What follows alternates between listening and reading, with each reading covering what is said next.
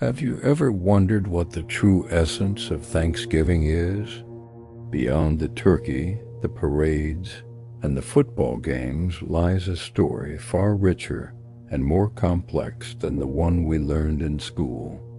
A story of survival, of unexpected alliances, and of a gratitude so profound it shaped the very soul of a nation. Today we journey back 4 centuries to uncover the secret wisdom hidden within America's most cherished holiday. Our story begins not with a feast, but with a desperate voyage. It's 1620. A small, battered ship, the Mayflower, is tossed about by the ferocious waves of the North Atlantic. On board are just over 100 souls, a mix of religious separatists we call pilgrims, and others simply seeking a new life. They weren't aiming for Plymouth. They were headed for Virginia, but storms blew them wildly off course, and after 66 grueling days at sea, they spotted land, the unwelcoming, windswept coast of what is now Massachusetts. Winter was coming.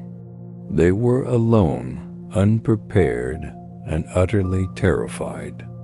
The first few months were brutal. Sickness, starvation, and the bitter cold swept through their makeshift settlement. By the time spring arrived, half of their original number had perished. They buried their dead in the dead of night, leveling the graves so the native tribes wouldn't know how weakened they had become. Hope was a flickering candle in a blizzard. One day in March, a lone figure walked boldly into their settlement. To their astonishment, he greeted them in broken English. His name was Samoset. He had learned the language from English fishermen who had frequented the coast. A week later, he returned with another man, someone who would change their destiny forever. His name was Tisquantum, but you might know him as Squanto. Squanto's story is a tale of tragedy and incredible resilience. Years earlier, he had been kidnapped by an English explorer and sold into slavery in Spain. He eventually escaped to England, learned the language, and managed to find his way back to his homeland, only to make a devastating discovery. His entire tribe, the Patuxet, had been wiped out by a plague brought by European traders. He was the last of his people. Imagine his position. The very people who had destroyed his world were now standing on his land, helpless and dying. He could have sought revenge. He could have let them perish, but he didn't. Instead, Squanto chose a different path. He saw in the pilgrims not invaders, but fellow human beings in desperate need. He chose compassion. He chose to help. Squanto became their teacher, their guide, and their savior.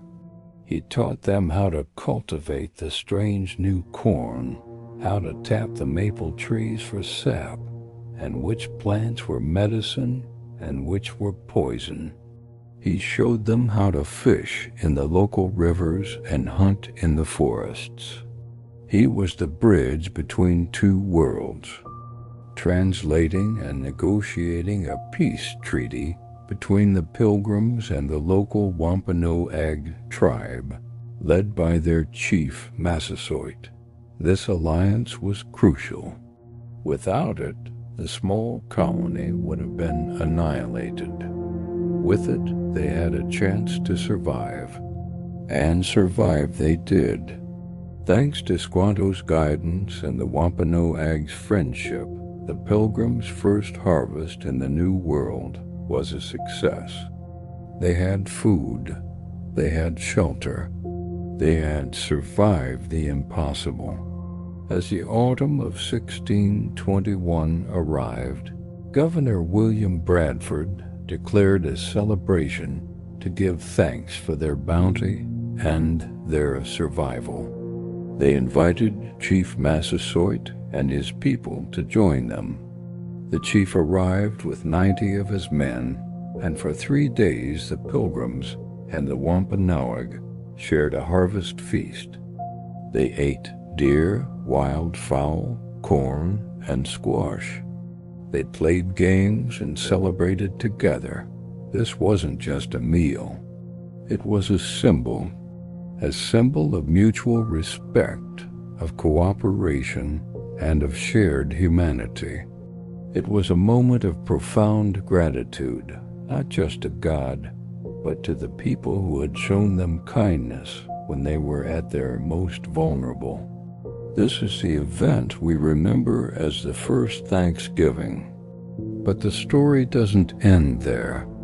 Over the centuries, the narrative has been simplified, often erasing the crucial role of the Wampanoag and the complex realities of the time. The peace was fragile, and the relationship between settlers and Native Americans would tragically sour in the years to come. So what is the secret wisdom of Thanksgiving? It's not just about a harvest festival. It's about remembering that at its core, this holiday is rooted in an act of radical compassion. It's the story of Squanto, a man who, despite having every reason to hate, chose to help.